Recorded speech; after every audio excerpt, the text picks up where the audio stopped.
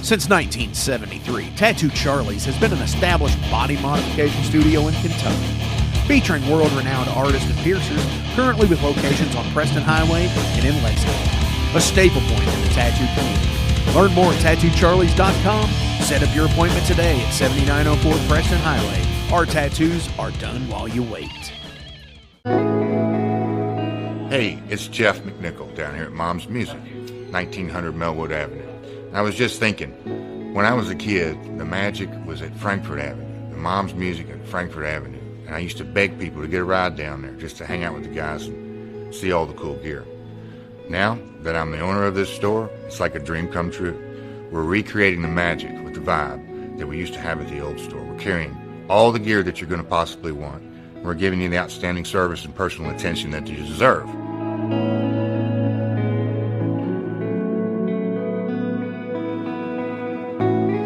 Yeah, so we've got the great guitar shop here. We're carrying USA Fender, USA Gibson, Paul Reed Smith, Gretsch, Jackson, Charvel, anything you could possibly want, we're going to have it for you. Mom's is, and always will be, Louisville's music store. Hey, it's Mark Maxwell at Maxwell's House of Music. Listen, all this stuff is now available to purchase on our website. Check it out at maxwellshouseofmusic.com. We carry all the top brands, like Fender. We got Gibson.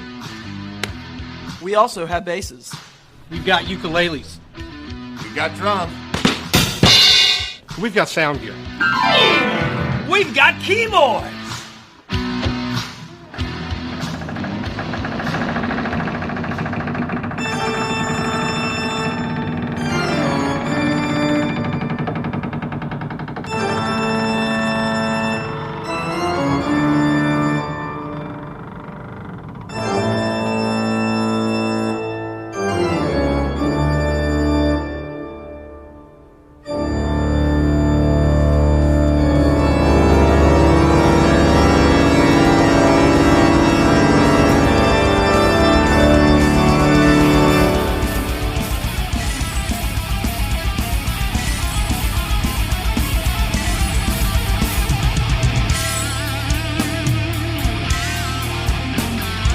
Thank you for tuning into the Metal Forge. I am Mark Jackson and I am your host. The premise of the show is pretty simple. Awesome interviews and awesome music. If you want to contact me, hit me up at metalforgeradio@gmail.com or visit the website metalforgeradio.com. And now let's get this show on the road. What's going on, Metalheads? Thank you all for tuning into the Metal Forge for this special bonus edition on Halloween Day, where my guest will be Demolition Man Tony Dolan from Venom Inc., Adam Kraft, Mpire of Evil, and so many more projects. Got to talk with Tony earlier in the week because of the time difference and so on and so forth. Super fucking awesome guy. Hope you all dig it. I'm not going to spend too much time here. If you're going out tonight, either to parties, taking your kids out trick-or-treating, please make sure you wear your PPE, your masks, you maintain social distance, because, you know, flattening the curve, as it were, not creating more outbreaks, so on and so forth. Be safe, be smart, protect yourself and protect others. That's really the big key to being able to do anything like this. And if you're going out to shows that in places where there's relaxed guidelines and so on and so forth, seriously be safe. Be kind and courteous to the others that are there. It's for everybody. I want to do something really cool here really fast. I want to do a little bit of a month in review for the Metal Forge. We have had over 300 new likes on the Facebook page. We've had over 150 new likes on the Instagram page this month alone. We've also featured Rob Alanis from thrash band Evil Dead. We featured the band She in an in-person interview from Louisville, Kentucky. Toronto, Canada's Villain over the phone. Awesome cats. Check them out as well. Vidar the Silent from Legendary in Pittsburgh. Super sweet epic power metal. We also had our first bonus episode with Steve Gatrost from Spring Street Tattoo in Jeffersonville, Indiana. Super cool guy. And yesterday we had Goat Bong on the show with Dirty Mike. All of these people have content out there that you can purchase. So look them up, check out their sites, pick up a patch, pick up a CD, pick up Steve's comic book. But seriously, check these people out. Give them your love. If any of them have Bandcamp pages, the first Friday of every month, Bandcamp, until 2021, Bandcamp is waiving their side of the fees and giving it directly to the artist. That's where things matter most. So please, hook those people up. Go through the archives. Look up everybody else that's been on the show. They all have Bandcamp pages. They all have websites. They all have Facebook pages. Give them likes. Give them shares. Subscribe to their stuff. Go buy merch, because those are the people that are impacted by this the most. The ones who are unable to get out and work because they play shows for a living. They put out albums for a living. They put out comics and they give tattoos for a living. So, I'll get off my soapbox now. We'll talk about something else. As I mentioned in the show last week, I was talking about doing some heavy metal book reviews. That's coming. It's going to take some time. I got to write stuff down. Don't remember stuff like I used to, so I'm going back through books and saying, hey, yeah, that was a good fucking part, So, look forward to that coming in the future. And I do want to take the time right now to thank everybody who's become a Patreon subscriber in 2020 and the ones who have been on there since the beginning. It's patreon.com/metalforgeradio. You can find it all there. The tiers, all of that stuff. It's like $1, $5, $20, and you get...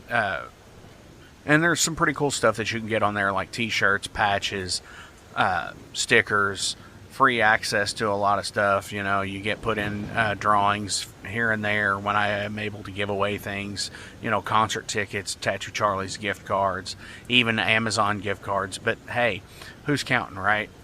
But seriously, I love you guys. Thank you so much for tuning in. Make sure you smash the subscribe button, hit the like button, give the reviews on the Apple Podcast Network.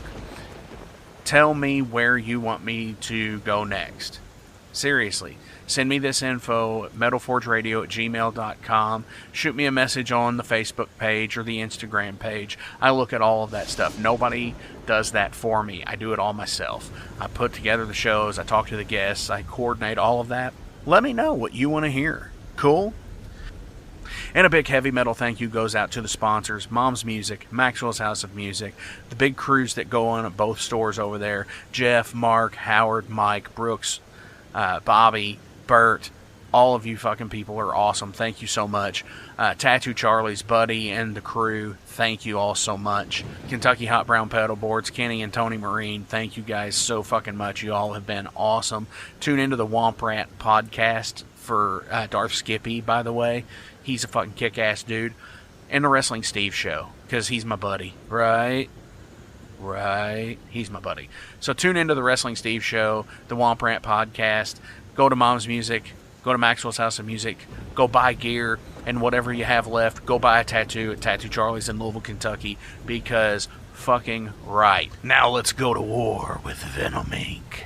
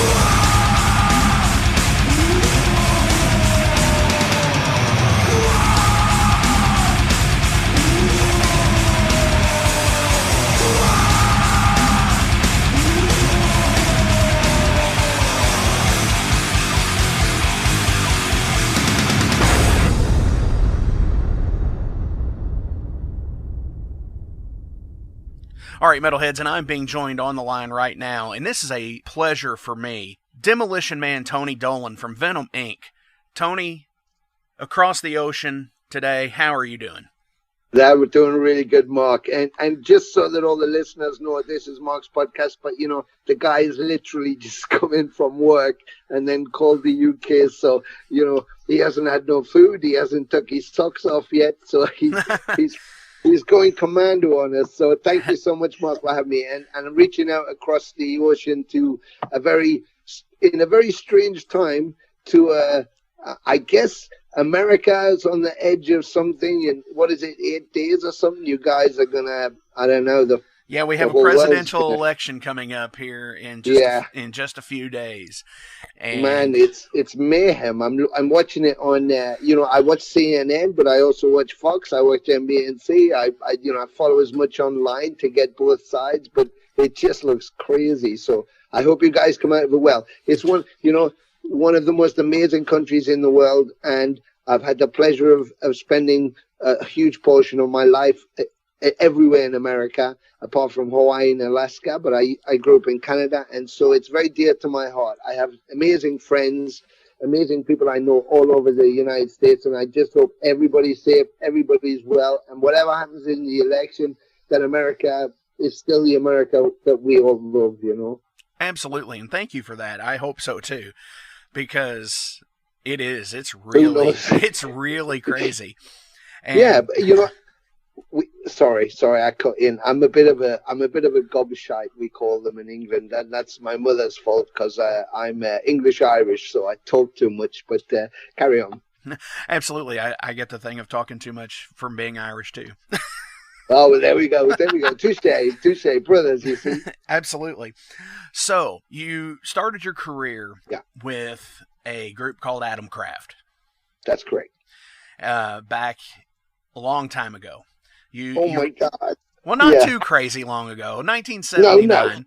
It's not like it was 1946 or something, is it? So right. I feel better about that. So you went on to release quite a few EPs and a full-length album, and then you got a call to come into Venom. Yeah. Tell me about how that happened, because you started in the band when Kronos had left. Correct? Yeah, he kind of went solo. I mean, the town we come from, Wall's End, it's kind of was a small town, and I was into punk rock, so I had a punk rock band, and then I saw Motorhead accidentally, and that blew my mind, and I wanted to do that. So the drummer I had, although he was playing punk, he was a metalhead. So I eventually kind of, after seeing Motorhead, migrated into metal. And there was only one recording studio in our town, and it just happened to be where Raven, Tigers of Pang Tang, Fist, and all those bands were recording. And so naturally, I ended up going there too. And of course, I met a very young Kronos before he was Kronos, and Mantis, Jeff. His girlfriend used to live across the road from my house. And so, I was kind of around the guys from the beginning. And, I loved them. And I was doing similar stuff, although not satanic, but very dirty, fast, grotesque stuff with my band Kraft. And we got signed to Meat Records, as was the same label as Raven and Satan and of course, Venom. And then Abaddon and a guy called Eric Kook, who was managing Venom, started managing our band once we got signed. And so we did a couple of tours with Exodus and Venom, and we did some other shows with Venom. And then I did a tour with Atmcraft with Nasty Savage from Florida, Big Ronnie, and Ben and Dave and the guys, and a band from Germany called Exuma. And it was a European tour. We went behind the Iron Curtain. It was very successful. And when we got to the end of that tour, it was about 1988. The singer that I was using at the time, because I used to be bass vocalist, but we brought a singer in so I could focus on rhythm guitar I was playing at the time. And the singer decided he didn't want to be in the band anymore, and so he left. And then the guitarist decided he was going to leave. And I had the option, should I continue or should I just call it a day? And we'd been going since 79, so I was it was now 1988, and I was thinking, fuck, I think we missed the boat, and I was kind of fed up with the whole thing. But then I got a call from Abaddon and Eric Kook, and they said, would you come down to a pub and come and have a chat? So I went to have a chat, and I thought they were going to talk about Atmcraft and what's the plan to do next? Should we get new members and stuff? So I went down, we were having a drink, and then they just said, look, this is the deal. We did Possessed, Mantis left after Possessed. Then we did Calm Before the Storm, but the album didn't do very well. People didn't kind of dig it as like being real Venom. It was more Kronos solo, I guess. And Conrad has left, and he's gone to America with the two guitarists that we had on Calm Before the Storm, and he's going to go solo.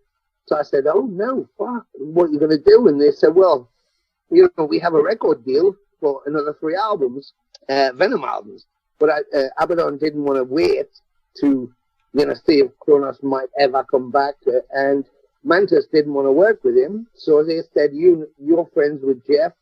and we need a bass vocalist. So I said, well, I'll have a think of who could work. And then they said, you. Obviously, it's you, because you know us very well. You know where we went wrong. You know the band, you know the music, and you're our friend, and you've been there forever. So you're like the biggest Venom fan, if you could call it that, that knows the band personally.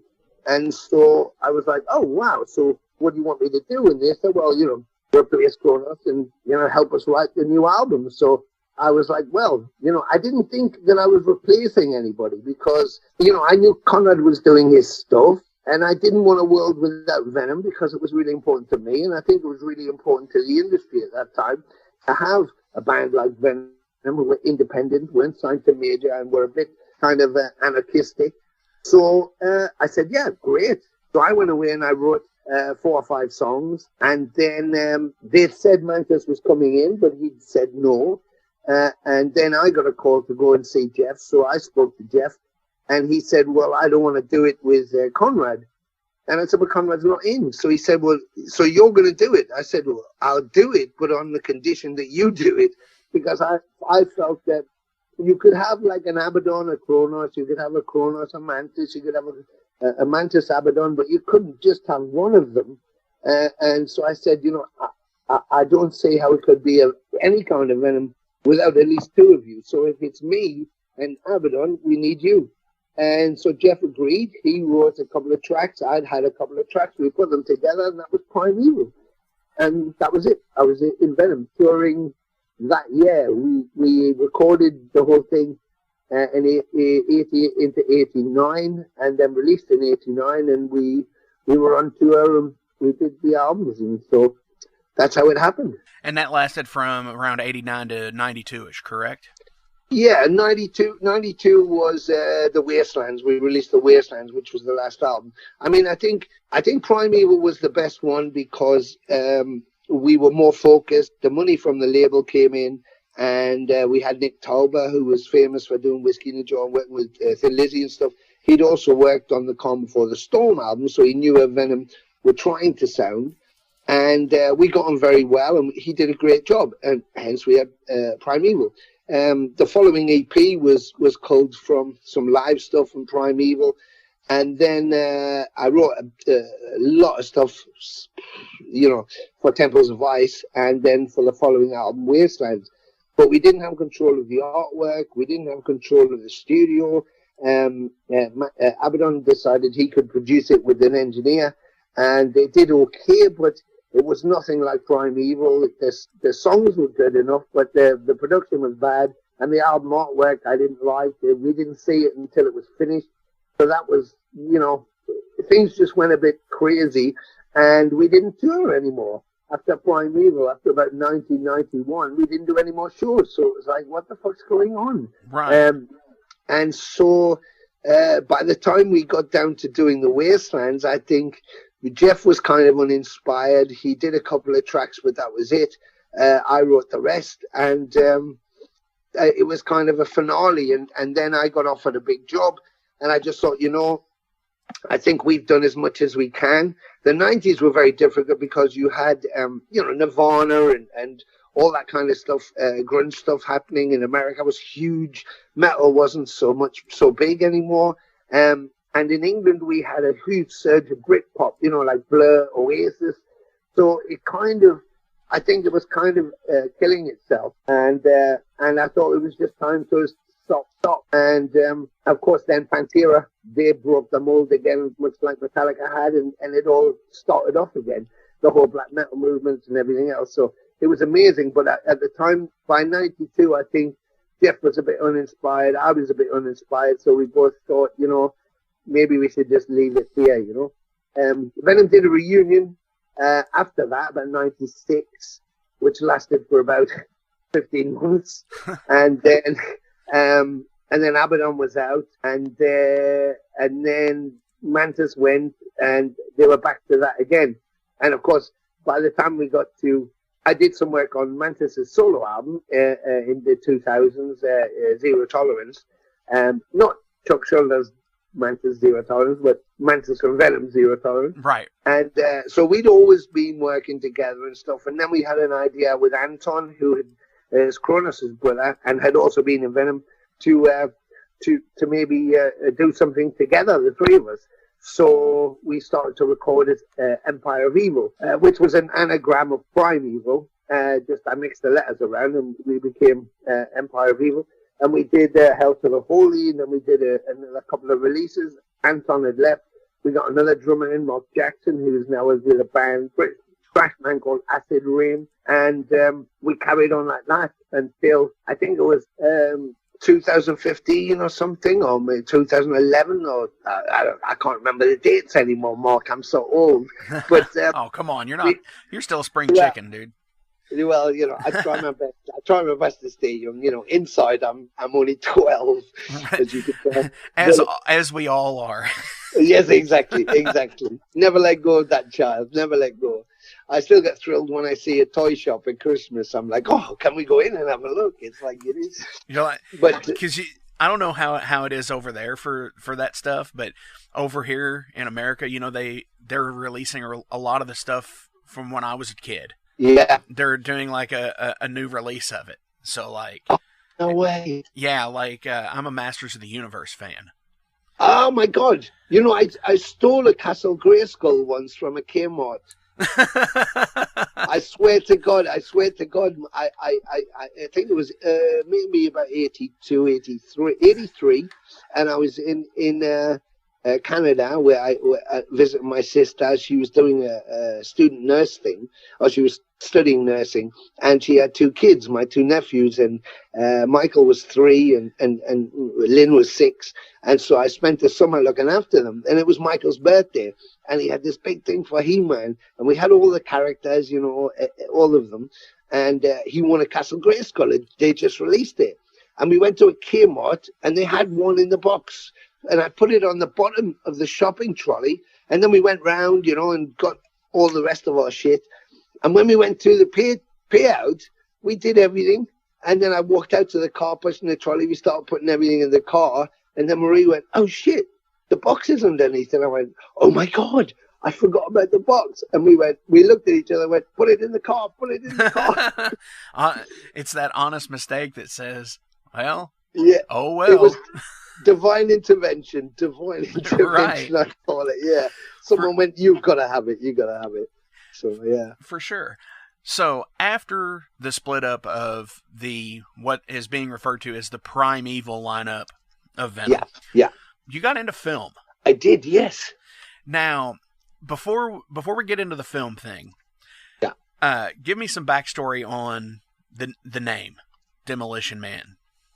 Oh, did this come in when you were in Venom, or did this come in after the films? It came in about 1980, 81, maybe 1980.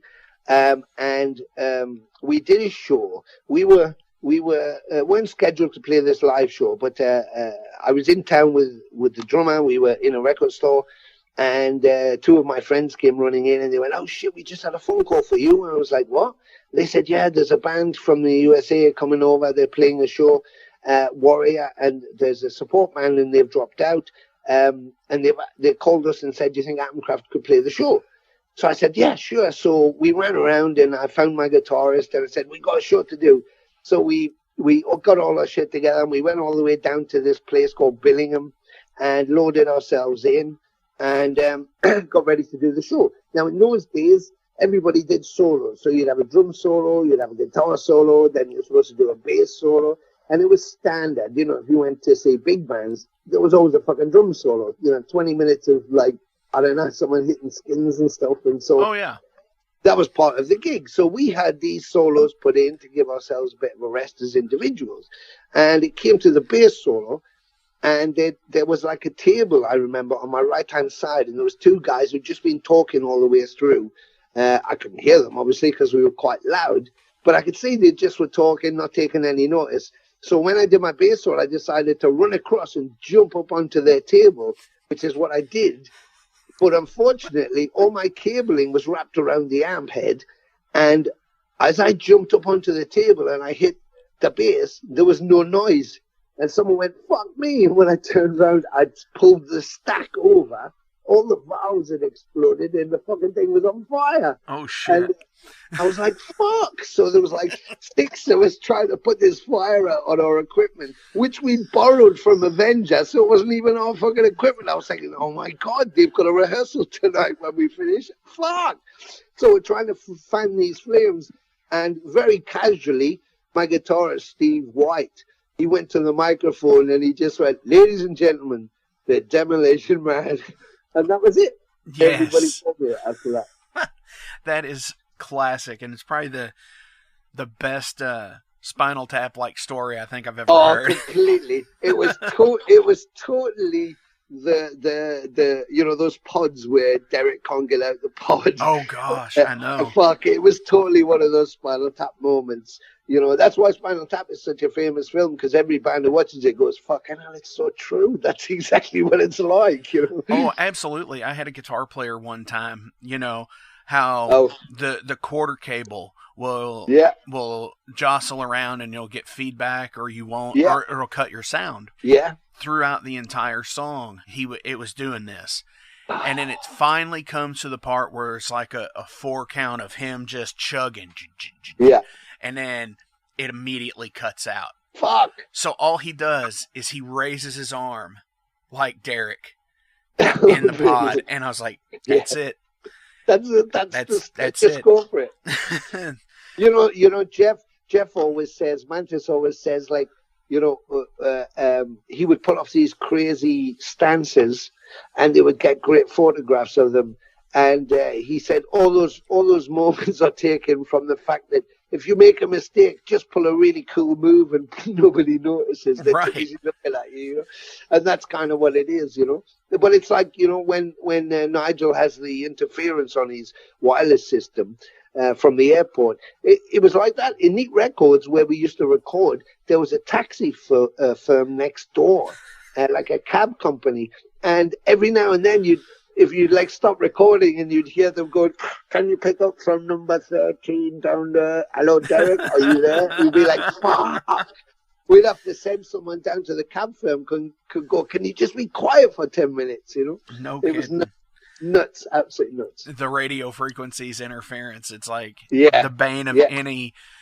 any old school person Totally. who has like a UHF transmitter or VHF. Yep. Yep. Now it's Just all crazy. different, at least. So Yeah. That was how the name came about anyway, and it just kind of stuck, you know. Apart from the fact that I do break everything at some point, so I'm a bit dangerous like that, you know. So I guess that's where it comes from, yeah. well, I mean, if you didn't, Well, yeah. what would be the story? You know, What a fucking stupid name that would be, wouldn't it? It's like Father Christmas. If he hated Christmas and he wasn't actually a father, what would be the point of that? Exactly. Yeah. All right, real quick, I got to take a break. Hey everybody, thank you for tuning into the Metal Forge this week. I really appreciate every last one of you that listens. But before I go any further, I do want to tell you that we do have a Patreon page here. And there's 3 tiers. There's the Down and Dirty Dollar tier. It's just $1. Hey, you're not going to miss $1. Nobody does. Then there's the $5 Showstoppers tier, which you get a patch, stickers, whatever we have that's in that price range. And then there's the $20 a month Master, where you can get a t-shirt, any size, any color of the Metal Forge logo. Fuck yeah, that's awesome stuff. Oh, and by the way, if you donate on there, guess what? You get the show 2 days in advance from everybody else. Thank you all so much. It's patreon.com/metalforgeradio. Check it out and donate today. I love you guys. Thank you. You were in Judge Dredd. Yes. In 95. Yeah. Which, you know, I think that film gets a lot of bad rap. Yeah. Because I actually like that film. I think, Mark, I kind of liked it. Danny Cannon, who directed it, went on to do the X-Files, and he's fucking brilliant. And it was done by Synergy, and they wanted to have Sylvester Stallone. They wanted to have a star on the bill, and the problem was, and I've done a couple of movies like that, and the problem with that kind of thing is, in 2000 AD, Danny Cannon was a big fan. And it's a British comic, you know, so it wasn't that known in America, but this was a kind of good angle on it. But the thing is, in Judge Dredd never takes his helmet off. So you never see Judge Dredd without his helmet on. Right. And, of course, it's synergy, it's Hollywood, and it's Sylvester Stallone. So the first thing is like, right, get his fucking helmet off as fast as you can. And so Danny was fighting that all the way. You know, he was like, Judge Dredd doesn't take his helmet off. They went, fucking Sylvester Stallone is our box office. He has to take the helmet off. And I went to the premiere in London, and when he takes the helmet off, the whole fucking theater, 2,000 people went, boo, you know, and I thought, this is not good. Right. And I think that was it. You know, they really made the movie, and it was a bit gritty and a bit better. But I think it's one of those things. It's like, you know, what was it called? The one they just did with Macaulay Culkin's son, based on Mayhem. You know, when it's something that's so ingrained as a story, it's very difficult to Hollywood it and have it accepted by the fan base, you know. And so I think it was a pretty good film. It was made very well. The effects were really good. The performances are really good, but it just wasn't the comic, you know, and that's why people didn't like it. Very much. I think like I said, I think it gets a bad rap, but I think now it's become one of those cult films. Yes. Where you have like a group of people who really, really like it, and a lot of people who are just like, nah, screw that. That's exactly. That's not that good. Which, you know, Mark, I think that happens. It happens with movies, but I think that happens with music too. You know. Very much. You know, people are just go la la la la la la la. I don't want to hear. If it's not Ozzy, I don't care. And then you go, but Dio, you don't think Dio's very good? And you go, oh, yeah, Dio's fucking brilliant. But so what was wrong with him? Yeah, and I think it's the same with movies. There's people who are purists and just won't accept it because it's not pure. And then there's other people who go, well, I'll take a risk and maybe it's good. And, you know, I think that's the same thing with movies like that. Oh, absolutely. Very much. Then there was Wild Wild Web, Master and Commander. Yes. With Russell Crowe. Yeah, with Russell Crowe. Paul Bettany. Yeah. That seemed to be a pretty big blockbuster film as well. Yeah, that was good. I think they did 200 million on it or something like that. And I think it only made like 170 back. And so they didn't go into second production. However, it made, I think, the last I heard was something like close to 300 million in DVD. So it was really popular, that whole movie. But I mean, it was a great movie. Peter Weir directed that, who did The Truman Show and Picnic at Hanging Rock, and amazing. And of course, Russell Crowe. Paul Bettany, who went on to be Vision in the Avengers, and Jarvis, the voice in. Oh, absolutely. So you know, it was a brilliant cast. Billy Boyd we had, who just literally finished Lord of the Rings trilogy, you know, and I was very lucky to get in that. And it was an amazing movie. We shot in Baja, Mexico, in the dry tank where they'd done Titanic and did Deep, and we spent 5 months in Mexico, living in Mexico, shooting the movie.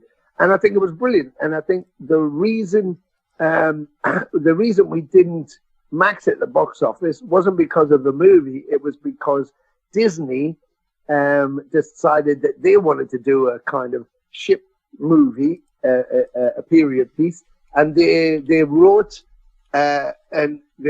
located, and shot and released Pirates of the Caribbean just before Master and Commander went out. And of course, Johnny Depp, and it was a huge fucking smash. So we kind of came off the tail end because ours was a serious movie. Of course, Pirates was like a bit of fun, and it was Disney. So I think that sort of changed people's heads in the other direction. But as a playable movie, it's been amazing. I mean, I get messages still. I get messages going, "You're on TV tonight, Master and Commander." So it's on rotation constantly. So.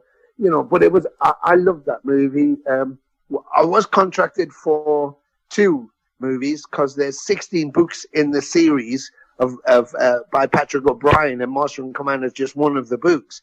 And there was the next one was supposed to be Desolation Island, and then there was a third one planned, but only Russell Crowe and Paul Bettany were contracted for that one.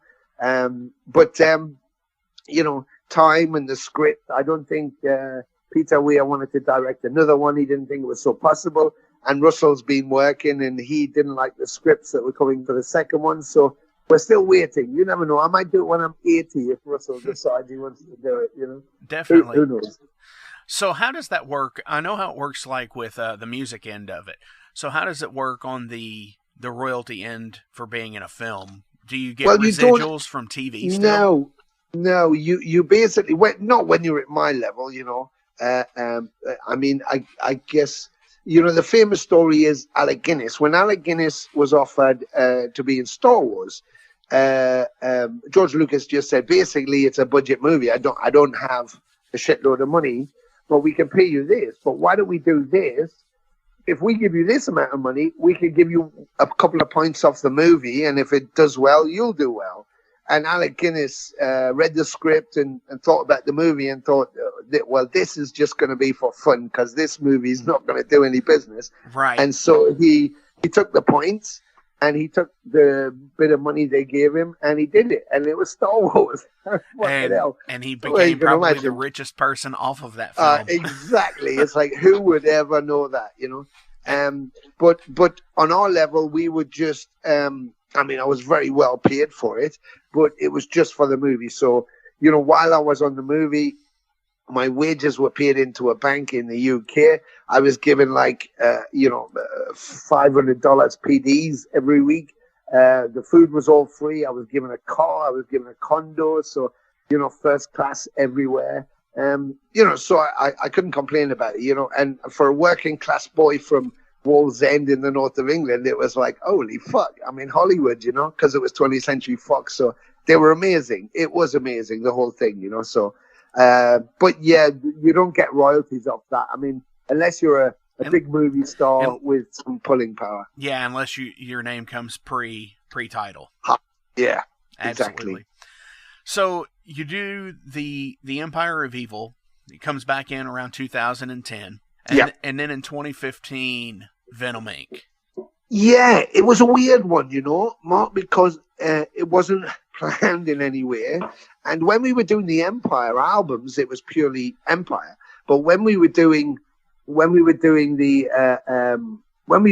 shows, fans would keep saying, because we played all over the world, you know, right? China, Japan, Australia, well, not Australia, but South America, loads of times, America. I mean, Europe, we did several times. So we did like 600 shows or something in a couple of years. And every show we got to, people would go, will you play black metal? Will you play Welcome to Hell? Will you play Countless Battery? And we were like, and this isn't Venom, this is like Empire of Evil. But the fans were just going, yeah, but Mantis is there, you're there. We can't get to see Venom. Why don't you just play them? So every time we went out on tour and we were doing a festival or whatever, we'd ask fans, what would you like us to put in the set? And they'd suggest Don't Burn the Witch or Die Hard or Bloodlust or whatever it was.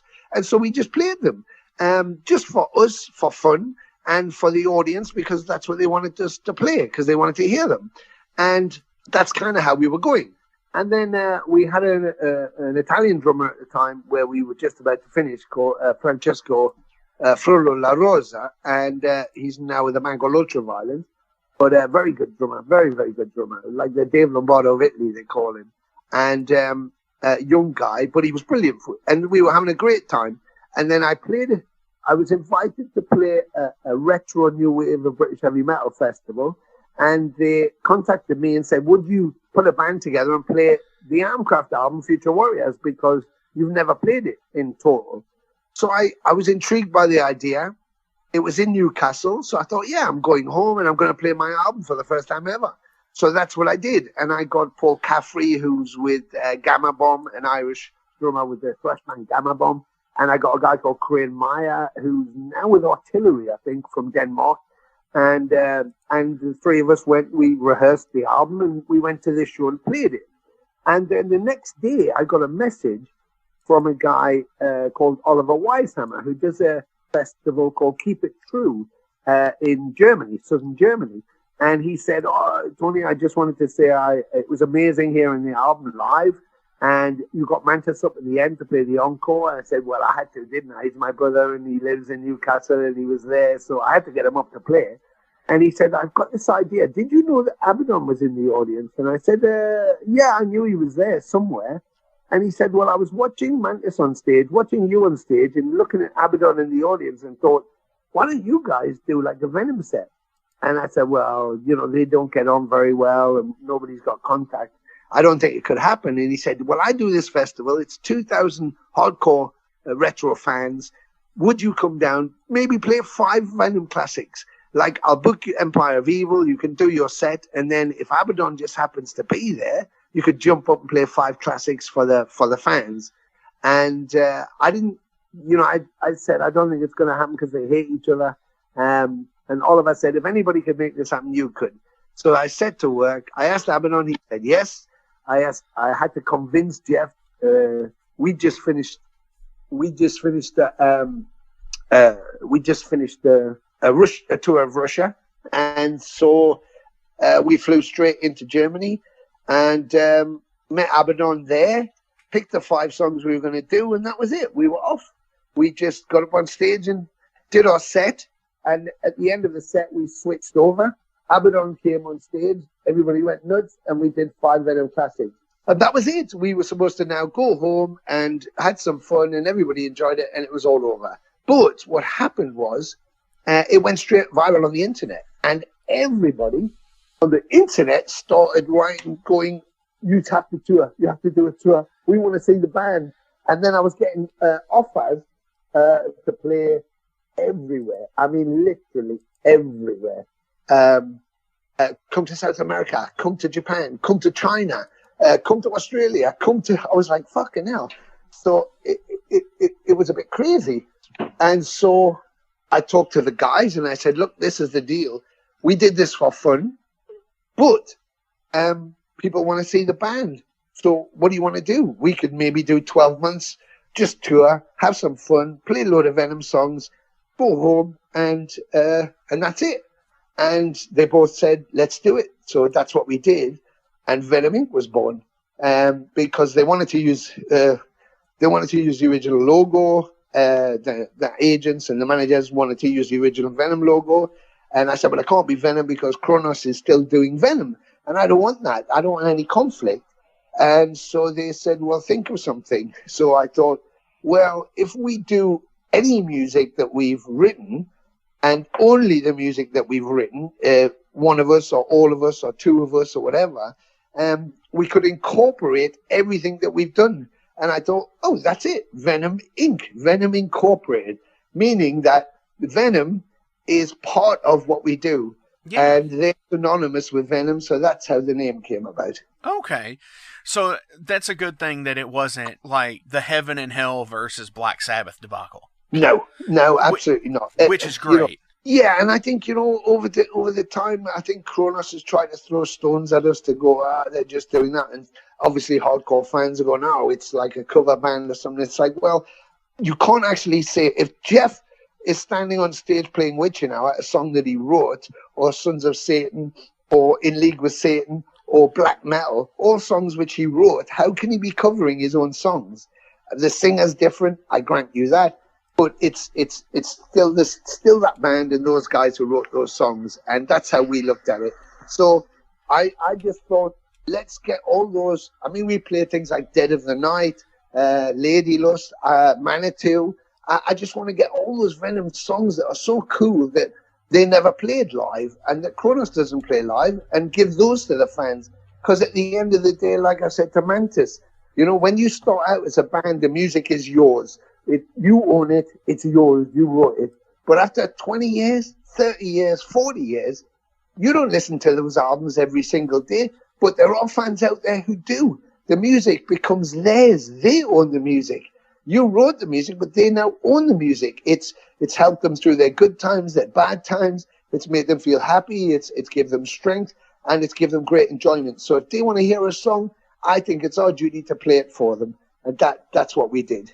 Very much so, and I agree 100% with that, because it's fans that make the music, that enjoy the music, and that it is a service at a certain degree. You're 100% right, Mark. I mean, that's the thing at the end of the day. And when we used to go out as Mpire of Evil, I told Jeff, you've got to tell the fans, this. And it was what I always was espousing, was like, look, without the fans, there is no bands. The fans are the people who buy your merch or buy your music and like it or don't like it. So, they have rights too. And if they've bought an album, they should at least hear songs from the album live, because that's what they love. And so it is about the fans at the beginning. Without any music fans, there is no labels, there's no magazines, there's no bands. So you respect your fans, and they're part of what you do, and that's the beauty of the whole thing. And that's how we conduct ourselves, If a fan writes and they really want to hear a song live at the next show that we do, I try everything I can to play it for them. And I think they have a right to that. Definitely. So the tour happens, and then you all, I guess, get together and start talking and say, what about putting some stuff on tape? Well, it was John Zazula, Johnny Thief, who had Megaforce, Metallica, Anthrax. He had Megaforce Records. He's an old friend, and in the 80s, he was the first one to take Venom to America. And, we've been friends, and I love him so much. And I was managing the band, as I still am now, but I needed help. And so I reached out to Johnny, and he moved from New Jersey. He moved to Florida for health reasons. And I basically convinced him to come back out of retirement. And he was working with the management with Chuck Berry from Testament. And so they said, yeah, we'll manage it. And not long after we'd been going, John said, you've got to make an album. And I said, I don't think we should make an album. It might destroy the band because of the politics and money. I said, we're just enjoying playing live. And we don't owe anything to anybody. We don't have any label that is breathing down our neck. There's no responsibility to anybody but ourselves. But John convinced us that we needed to do at least a demo. So we had stuff from Mpire of Evil for the next album. So me and Jeff had a think. He pulled out a couple of tracks. We wrote a couple of new ones. We demoed them. Johnny had a listen to them, and he said, these are great. Who do you want to go with? Who should we pitch them for?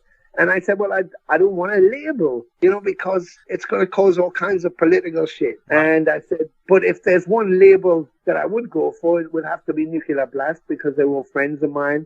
Yap Wademaker, who works there, is just been so dear to me over the years. And I said, that's the only label I would consider if we could get them. And so that's what we did. We sent 3 songs to Nuclear Blast, and they basically on return of post said, okay, we'll take the album, get recording. That was it. Then we were making an album. And the interesting thing is I actually had just read that in Heavy Tales, where Johnny Z talks about how you all had come into contact with him, and he goes, yeah, they brought me back. Yes, exactly. Back from the dead. But, he's still there, Zar Guru, my godfather. He's still there. Absolutely. So he's not frontline with it anymore, but he's still there, so I refer to him as much as I can because, the guy's been around the block and he's made his millions, and he did for Metallica and Anthrax, so you can't really go wrong, can you? Oh, no, and even the stuff with Chuck Billy and Testament, even the management company, Breaking Bands, is has had some really awesome people in the past that they've managed, so... Yeah, completely. And the fact that he was with Maria Ferrara, the PR who was doing PR for Craze Management. But Chuck, having Chuck there, I don't know. He's he's a great singer, of course, and a great band in Testament.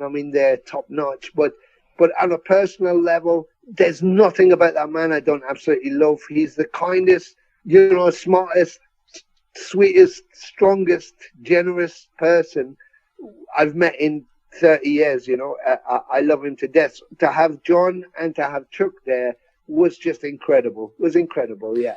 Oh, I can't say nothing bad about Chuck because I've met him one time, and it was when my band opened for him years and years and years ago now. Okay. And just the nicest guy, like, hey, how you doing? Always, yeah. Extremely cordial guy. All right, we'll be back in a snap. Stay tuned. More to come with Demolition Man Tony Dolan from Venom Inc. Hey guys, Wrestling Steve of the Wrestling Steve Show here. So if you're currently listening to the Metal Forge with Mark Jackson, then you understand that Mark Jackson has a pretty discerning taste when it comes to music as a whole. You'll also understand that he has a discerning taste for professional wrestling, just like me. My show is called The Wrestling Steve Show. I talk about modern and classic pro wrestling in a completely unbiased, unfiltered way. Be sure to check me out on all available podcasting platforms. That is The Wrestling Steve Show. And I am the host, Wrestling Steve. Just remember, like Confucius said, man who goes through turnstile in Thailand is going to Bangkok. Pro wrestling. Amidst COVID and all of the bullshit that's going on here, what's next? Well, we are in the middle of doing the new album. So we were going to have it ready. I had a hip operation. We played a load of festivals last year and toured. And the last festival we did Hellfest and Wacken.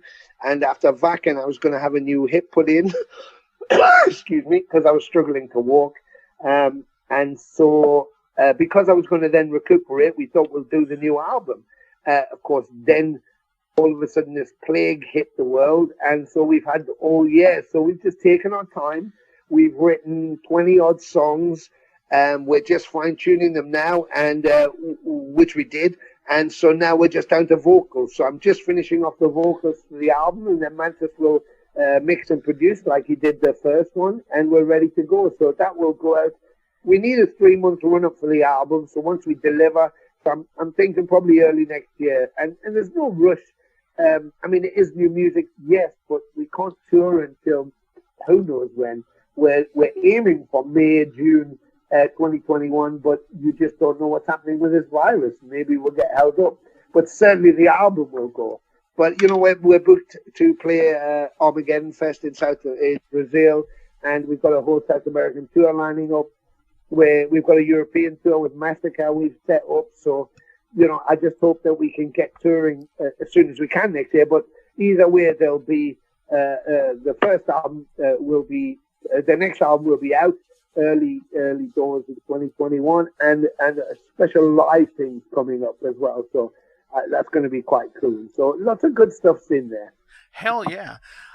So I want to rapid fire some questions here to you really fast before we go. I'm going to be posting links below to where everybody can purchase the album, which is Ave. Yeah. 11 awesome tracks. Love the song War. Fucking, thank you. Fucking one of my killer. favorites. Anywhere where, people can follow Venom Inc. and Mpire of Evil and the Mantis stuff as well. Exactly. Just incorporate it. Don't forget, Venom Incorporated. Yes, Venom Inc. Yeah, exactly. Do you have any shout-outs you want to give to anybody? Everybody, Mark. I shout it to everybody. Yes.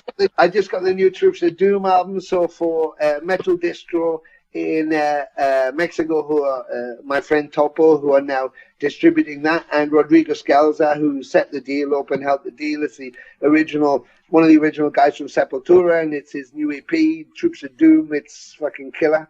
And Nervosa. There's just too many to go through. Torture Squad, all the bands, Survive from Japan, everybody. A big shout out to all the fans. Thank you so much for supporting us. And there's too many individuals to name. So wait till you get the album, because there's a 5-page booklet which is just a thanks list. Wow. Hell yes. That's so cool. So, rapid fire questions. Yeah. What is the last thing you watched on YouTube? Oh my God. I just literally, I was watching on YouTube Sisters of Mercy, Temple of Love. Hell yeah. What is your favorite color? Blue. Denim or leather? Leather. Yeah. Who do you wish you saw live that you never got to? Oh my God. I think probably the original Deep Purple. What was your first concert? My first concert was Kiss. Kiss in at the Cobo Hall in Detroit. No shit. It was about 1974. Wow. That's super cool. I didn't even know Kiss that well. It was my one of my best friend's older brothers got some tickets and said, "Oh yeah, do you want to come to the concert?" I went, "Yeah, why not?" And I went and saw this circus and thought, "What the fuck was that? That's amazing!" And it was Kiss. So there you go. What is one thing you'd change about yourself? I'd like to have hair. I'd still have my head shaved. I'd still shave my head. It would be nice to have hair that I could shave off. Right. What song or band do you never want to see again? Oh my God, that's unfair. What song or band? Oh my God, I can't answer that. It's the burnout factor that you've just heard so much of it. I see what you mean. Okay, not because they're just absolutely shit. I probably do want to hear Number of the Beast again. And I didn't see Iron Maiden with Bruce Dickinson because I was a Paul Di'Anno fan. But the band I wouldn't want to see again, that's a hard one. I can't answer that. I don't know. I love music and I just love bands. So hell yeah, we'll go with that. You just don't want to hear Number again. I get it. Yeah, just the Number. Yeah, there was a pop song famous in England in the early 80s, I think, by a guy called Joe Dulce, and it was called "Shut Up in Your Face." I'd really like never to hear that to you again in my life. That would be good. Definitely.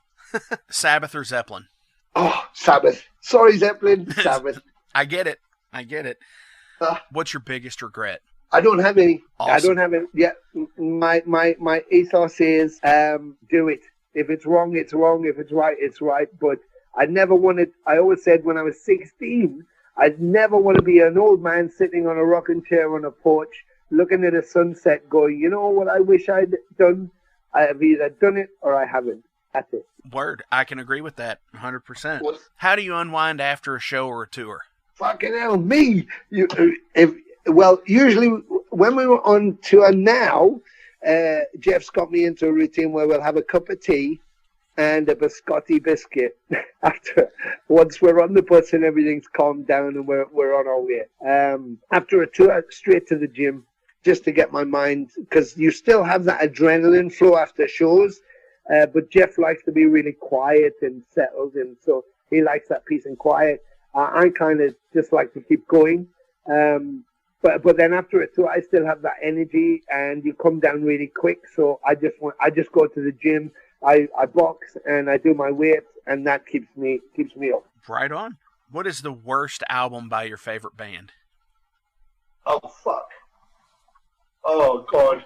I don't know if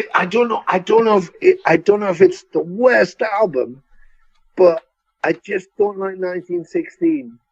And it's maybe not the album. There's some okay tracks on there by Motorhead, but the track 1916 with that kind of poetic thing with the cello and stuff, it's like, ooh, it's nasty.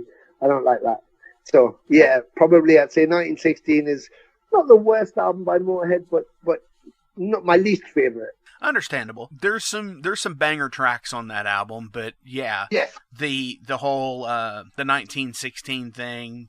Whereas I agree with why he did it, but yeah, it kind of does fall flat. Yeah. For an album closer, in my opinion as well. I mean, I'm kind of one of the I never dug the cover version things that Lemmy did. You know, the rock and rolls cover, the Chuck Berry stuff, or the Wendy O. Williams Stand By Your Man. I'd never got all that kind of stuff. I just like Motorhead to be Motorhead. That's what I wanted. So a bit selfish, but.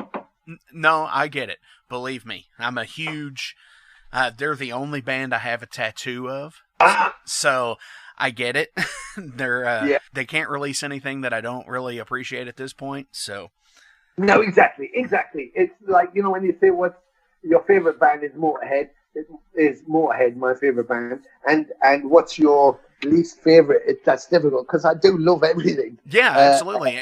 And for a band to have two really defining halves of their career. Yes, absolutely. With the original lineup. Yeah. And then... But then Mickey and Phil. Oh, gosh. The best. You know, and Wurzel. I loved Wurzel so much. He lived not far from me, you know. And that was a tragic, you know. But, you know, I seeing Motorhead in 78, 79 blew my mind. And then, you know, I just loved them all that way through. And then when it all changed, I was like, oh, I don't know. But, you know, if I want something that just sets my fire, I pick up them, Phil, Mickey, and Lemmy playing Overkill from Vacuum. It's just like fucking hell. It's just crushing. They didn't tour a lot where I'm from. in the States. I kind of live in like a black hole for bands to come through, like major bands.